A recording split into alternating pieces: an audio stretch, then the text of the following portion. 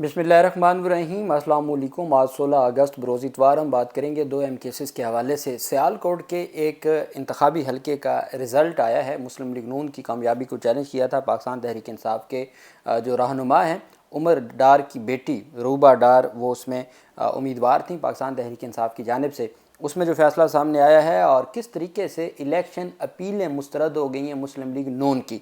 मुस्लिम league नून का जो उम्मीदवार है वो इंतखाबी केस हार गया है, उसकी तफसीलात मैं आपके साथ शेयर करूँगा। सबसे पहले हम बात कर लेते हैं, मैंने आपको बताया था कि 3 मुकदमात हैं।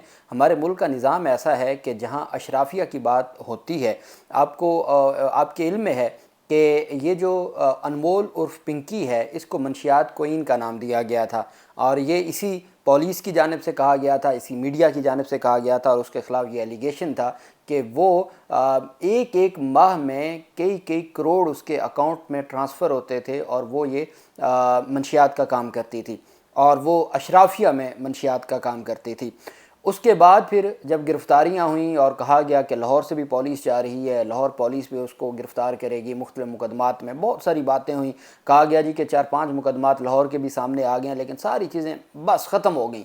एकदम क्या हुआ कि मई में गिरफ़्तार होती हैं और अगस्त में आके उनकी बरीयत शुरू हो जाती है। और बरीयत भी ये नहीं है कि कोई ट्रायल हुआ है, कोई एविडेंस हुई है, लैक ऑफ एविडेंस की बुनियाद पर। याद रखिएगा, जब चालान सबमिट होने से पहले अदालतें किसी मुलजिम को बरी करती हैं तो वो लैक ऑफ एविडेंस की बुनियाद पे होता है। अदालत ये समझती है कि जो चालान जमा करवाया गया है उसमें कोई ऐसा डॉक्यूमेंट, चूँकि पुलिस ने चालान कहते हैं 173 CRPC सेक्शन 173 CRPC के तहत जो कंप्लीट इन्वेस्टिगेशन रिपोर्ट है उसको चालान कहा जाता है।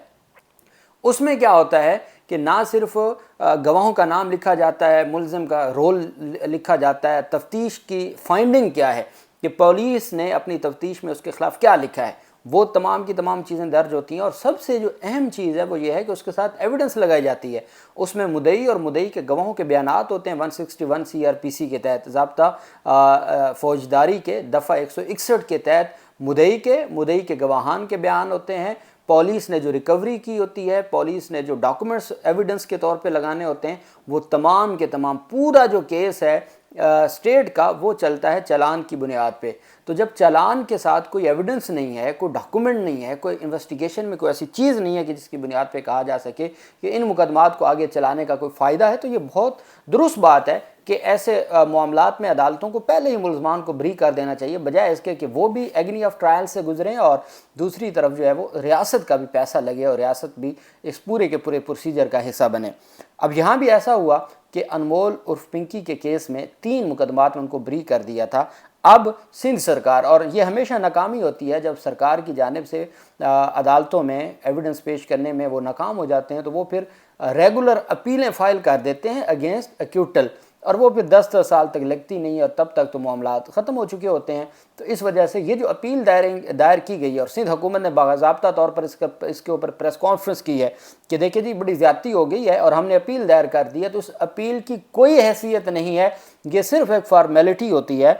मंशियात डीलर अनमोल उर्फ पिंकी की 3 मुकदमात में बरीयत के फैसले को चैलेंज करने का कहा है प्रोसिक्यूशन सिंध ने। प्रोसिक्यूशन ने फैसले की तस्दीक शुदा नकूल हासिल करने के लिए बाकायदा दरख्वास्त जमा करवा दी है। प्रोसिक्यूशन का मौक़िफ़ है कि अनमोल उर्फ पिंकी की बरीयत समझ से बालातर है।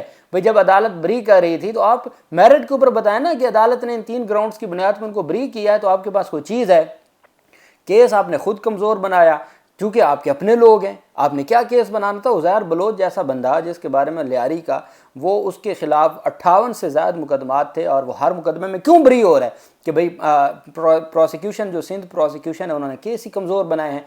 यहाँ तो आम लोगों को तो CCD में मरवा दिया जाता है। जहाँ पुलिस वालों की अपनी बात आती है उनके ख़िलाफ़ ट्रायल चलेगा जी, चालान आएगा जी, एविडेंस आएगी, चूँकि पता है कि जो इन्होंने चालान जमा करवाना है उसमें वो बरी हो जाएगा, पता है उस चालान में उनके खिलाफ कोई कार्रवाई नहीं होगी। तो ये एक तरीका है और हमेशा आवाम को बेवकूफ़ और आवाम की आंखों में धूल झोंकी जाती है। जो है वो चंद एक गुनहगार भी होते हैं लेकिन अक्सर बेगुनाह जो है वो इनके इस तरह के इक़दामात की भीड़ चढ़ जाते हैं। अच्छा जी, उन्होंने मौक़िफ़ अख्तियार किया कि मुलज़मा पर फ़र्द जुर्म आयद होनी है और ना ही किसी गवाह का बयान रिकॉर्ड किया गया है। कोई ज़रूरी नहीं है, याद रखिएगा कि सिर्फ ये बात ज़रूरी है। कानून तो ये भी कहता है कि जी चालान जमा होने से पहले जो क्वैशमेंट का, अगर FIR हो गई है, FIR के बाद आप कैसे बरी हो सकते हैं। FIR کے بعد آپ یا تو پولیس انویسٹیگیشن میں آپ کو جو ہے وہ اخراج کر دے مقدمہ، آپ کے جو آپ کے خلاف مقدمہ ہے اس میں سے آپ کا نام نکال دے، یا اگر آپ گرفتار ہو گئے ہیں تو مجسٹریٹ فزیکل ریمانڈ کی بجائے آپ کو ڈسچارج کر دے۔ اگر یہ بھی نہیں ہوا اور ابھی چلان بھی جمع نہیں ہوا تو آپ ہائی کورٹ میں کویشمنٹ کی درخواست دائر کر سکتے ہیں، اور ہائی کورٹ کویش کر سکتی ہے FIR کو اگر آپ کے پاس گراؤنڈز ہیں۔ اور اگر چلان جمع ہو گیا ہے، چلان جمع ہونے کے بعد اور فرد جرم عائد ہونے سے پہلے، یہ جو پولیس کا کنسیپٹ ہے کہ ابھی تک فرد جرم عائد نہیں ہوئی اور فرد جرم عائد ہونے کے بعد ہمیں ایویڈنس کا موقع دیا جاتا، بھائی وہ ایویڈنس آپ نے لگا دی۔ 161 کا جو بیان ہے، آگے ٹرائل میں جو چیف ایگزامینیشن ہونا ہے مدعی کا یا مدعی کے گواہوں کا، وہ وہی ہے۔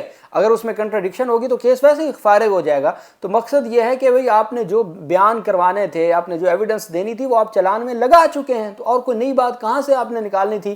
اور دوسرا یہ ہے کہ اگر مجسٹریٹ کے پاس ہے تو 249A CRPC کے تحت بریت کی درخواست دی جاتی ہے، اور اگر سیشن عدالت میں ہے تو 265K کے تحت آپ CRPC کے تحت درخواست دائر کرتے ہیں بریت کی۔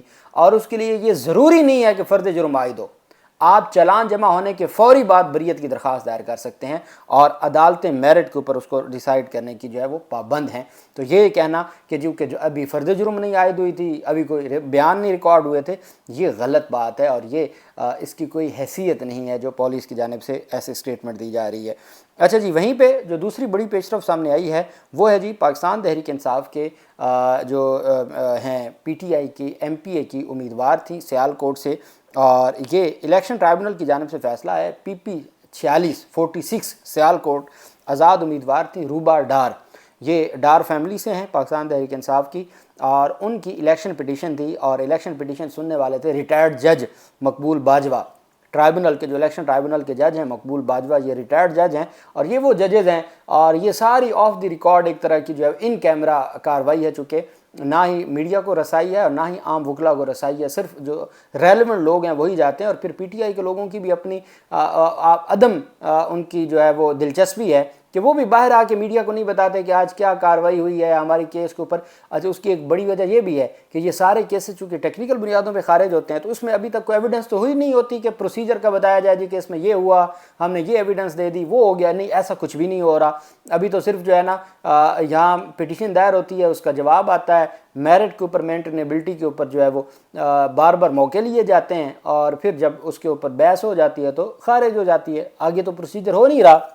یہی وجہ ہے کہ یہ وہ ریٹائرڈ جج ہیں جو الیکشن کمیشن نے، سکندر سلطان راجہ نے جن کو اپوائنٹ کیا تھا جب ملک شہزاد نے 7 ججز، جس میں جسٹس شاہد کریم 19 اگست کو ہمارے جج ریٹائرڈ ہو رہے ہیں، جنہوں نے ماحولیاتی آلودگی سے متعلق 8 سال مقدمہ چلایا اور فیصلہ دیا، یہ وہ جج صاحب ہیں جب مشرف کو سزا سنائی گئی تھی، ایک اسپیشل ٹرائبونل مقرر کیا گیا تھا، تو اس میں 3 جج تھے، ایک وہ وقار سیٹھ تھے جن کی ڈیتھ ہو گئی، جنہوں نے جو ہیڈ کر رہے تھے، اس وقت چیف جسٹس تھے پشاور ہائی کورٹ کے، اور ایک ساتھ ان کے یہ جسٹس شاہد کریم لاہور ہائی کورٹ سے تھے، جنہوں نے کہا تھا کہ پرویز مشرف کو سزائے موت دی جائے۔ انہوں نے اس بات سے اختلاف کیا تھا کہ ان کو جو ہے وہ ڈی چوک کے اوپر لٹکایا جائے، جو وقار سیٹھ نے جو دی تھی ججمنٹ میں جو کہا تھا، لیکن شاہد کریم نے اس سے اختلاف کیا تھا، وہ غیر انسانی معاملہ تھا، لیکن انہوں نے کہا تھا کہ سزائے موت کا حقدار ہے جنرل پرویز مشرف۔ تو پھر اس کے بعد وہ جج جنہوں نے پھر الیکشن ٹرائبونل سے متعلق PTI کی درخواستیں منظور کیں، جنہوں نے پھر بغاوت کی دفعات کو کالعدم قرار دیا تھا، تو وہ کیسے پھر سپریم کورٹ یا آئینی عدالت جا سکتے تھے؟ تو وہ ہائی کورٹ کے جج کے طور پر ہی 19 اگست کو ریٹائرڈ ہو رہے ہیں۔ تو انہوں نے یہ جو 7 جج مقرر کیے تھے ملک شہزاد نے، پھر ملک شہزاد کو بھیج دیا گیا سپریم کورٹ آف پاکستان میں، اور پھر فرینڈلی جو ہے وہ سارے معاملات ہوئے، اور یہ ریٹائرڈ جج ہیں الیکشن ٹرائبونل کے جج محمود مقبول باجوہ، ان کا پورا نام ہے محمود مقبول باجوہ، انہوں نے تحریری فیصلہ جاری کرتے ہوئے PTI آزاد امیدوار کی درخواست کو ناقابل سماعت قرار دیا۔ موجودہ درخواست الیکشن ایکٹ 2017 کی شک 144 کے رول 1 پر پورا نہیں اترتی۔ یہ جو درخواست ہے نا، یہ سیکشن 144 ہے، اس کا رول 1 ہے، اس پر پورا نہیں اترتی۔ اب آپ سنیے گا کیوں نہیں بھی پورا اترتی، یہ کیا جو objection کیا ہے۔ پہلا، درخواست میں بیان حلفی جاری کرنے والے کا شناختی کارڈ نمبر درج نہیں ہے، کہ جس نے بیان حلفی جاری کیا ہے نا، جو عہد کمشنر تھا، اس کے شناختی کارڈ کا نمبر درج نہیں ہے، اس وجہ سے عوام کو ان کا مینڈیٹ نہیں ملے گا، کیونکہ ایک جو عہد کمشنر کلرک ہے نا، اس کا نمبر درج نہیں ہے۔ سنیے گا کہ جہاں یہ کہا جائے کہ بھئی میں نے 1,00,000 ووٹ لیا اور جو 20,000 ووٹ لینے والا تھا اس کے 1,20,000 ایک پہلے بڑھا دی اور اس کے 20 ہو گئے اور میرے 20 کر دیے گئے، تو خدا کا خوف کریں، مجھے انصاف دیں۔ تو ان سے کہا جا رہا ہے جی کہ آپ نے جو الیکشن پٹیشن دائر کی نا، عوام کے ہزاروں ووٹرز کے مینڈیٹ کو حاصل کرنے کے لیے جو آپ نے پٹیشن دائر کی ہے نا، اس پر آپ نے عہد کمشنر کا جو شناختی کارڈ نمبر نہیں لکھا، درخواست میں بیان حلفی کی تصدیق کس شہر سے ہوئی اس کا ذکر بھی نہیں ہے۔ تیسرا، درخواست میں وکیل کا، جو میں اگر وکیل ہوں نا کسی پٹیشنر کا، تو میرا شناختی کارڈ کی کاپی بھی لگنی چاہیے، میرے بار لائسنس کی بھی کاپی لگنی چاہیے۔ اگر میرے بار لائسنس کی کاپی نہیں لگی یا شناختی کارڈ کی کاپی نہیں لگی تو بھائی میرا کلائنٹ الیکشن پٹیشن ہار جائے گا۔ ہزاروں لوگ جنہوں نے ووٹ دیا تھا، جو اپنا مینڈیٹ بچانے کے لیے ٹرائبونل آئے تھے، وہ خالی ہاتھ چلے جائیں گے جی کہ ہمارے وکیل کا شناختی کارڈ کی کاپی نہیں لگی تھی، بار لائسنس کی کاپی نہیں لگی تھی۔ ان بنیادوں پر الیکشنز پٹیشنز خارج ہو رہی ہیں۔ اگر میں یہ کہتا ہوں کہ مسلم لیگ نون کا یہ دعویٰ ہے کہ وہ ایکچول بھی جیتے ہیں، تو کوئی ایک تو ٹرائل کروا لیں، کوئی ایک ٹرائل۔ آپ کا اپنا پورا نظام ہے، اپنی مرضی کے بندے، اپنی مرضی کا ایٹماسفیئر ہے، وہاں پر اوپن کوئی ماحول نہیں ہے، تو آپ وہاں ایٹ لیسٹ اپنی مرضی کا جو آپ کا پورا، آپ نے پھر قانون میں آپ نے ترمیم کر دی، مرضی کے قوانین بنا دیے، مرضی کے آپ کے لوگ ہیں، تو پھر آپ ایک بھی ٹرائل نہیں کروا پا رہے، ایک بھی ٹرائل آپ سے نہیں ہو پا رہا، اور آپ جو ہے ان بنیادوں پر پٹیشنز خارج کر رہے ہیں۔ درخواست گزار کے مطابق حلقے کے 99 پولنگ اسٹیشنز کے انتخابی نتائج تبدیل کیے گئے تھے۔ الیکشن کمیشن نے حلقے کے غلط نتائج ویب سائٹ پر جاری کیے تھے۔ بدنیتی کی بنیاد پر مخالف امیدوار کو غلط طریقے سے فاتح قرار دیا گیا تھا۔ پی پی 40 سیالکوٹ سے مسلم لیگ نون کے ایم پی اے چودھری فیصل اکرام کو کامیاب قرار دیا گیا تھا۔ اب وہ جناب والا پی ٹی آئی کی درخواست خارج ہو گئی۔ وہی کام پھر خود مسلم لیگ نون کے ساتھ آزاد کشمیر میں ہو رہا ہے۔ مسلم لیگ نون نے جو وزیر اعظم فیصل ممتاز راٹھوڑ کی کامیابی کو چیلنج کیا تھا، پہلے دوبارہ گنتی کی درخواست دی، مسترد ہو گئی، پھر انہوں نے اس کی کامیابی کو چیلنج کیا تھا ٹرائبونل میں، فوری طور پر درخواستوں کو سماعت کے لیے مقرر کر کے نون لیگ کی وہ درخواستیں جو ہے وہ خارج کر دیں۔ حلقہ L17 حویلی میں، حویلی 1 یہ حلقہ ہے آزاد کشمیر کا۔ الیکشن کمیشن آزاد کشمیر نے حلقہ L17 حویلی کے انتخابی نتائج کو چیلنج کرنے والی دونوں اپیلیں مسترد کر دیں۔ مسلم لیگ نون کے امیدوار چودھری محسن عزیز نے حویلی کے انتخابی نتائج کو چیلنج کیا تھا۔ آزاد امیدوار خواجہ طارق سعید ایڈوکیٹ نے بھی حلقہ L17 حویلی کے انتخابی نتائج کے خلاف اپیل دائر کی تھی۔ Chief election commissioner justice retired Mustafa Mughal نے دونوں امیدواروں کو متعلقہ الیکشن ٹرائبونل سے رجوع کرنے کی ہدایت کی۔ سینئر ممبر الیکشن کمیشن خواجہ احسن نے بھی دونوں امیدواروں کی اپیلیں مسترد کرنے کے فیصلے کی حمایت کی۔ ممبر الیکشن کمیشن سید نذیر الحسن گیلانی نے دونوں اپیلوں پر اختلافی نوٹ تحریر کیا۔ سید نذیر الحسن گیلانی جو ممبر ہیں، چودھری محسن عزیز اور خواجہ طارق سعید کے دلائل سے اتفاق کیا۔ آر او متنازع پولنگ اسٹیشنز کے نتائج دوبارہ مرتب کریں۔ ممبر الیکشن کمیشن کا اختلافی نوٹ۔ پریزائڈنگ افسران کے جاری کردہ فارم 24 کا پولنگ ایجنٹس کو فراہم کردہ فارم 24 کے ساتھ موازنہ کیا جائے۔ الیکشن کمیشن کے ممبر سید نذیر گیلانی نے متنازع پولنگ اسٹیشنز کے ریکارڈ کی جانچ کے بعد نتیجہ دوبارہ مرتب کرنے کی تجویز دی۔ الیکشن قوانین کے مطابق ایسے اختلافی معاملے میں الیکشن کمیشن کا اکثریتی فیصلہ قابل قبول ہوتا ہے، اس وجہ سے 2-1 سے فیصلہ آیا ہے۔ 3 رکنی بینچ تھا، 2-1 سے فیصلہ آیا ہے، مسلم لیگ نون کی اپیل کو مسترد کر دیا ہے۔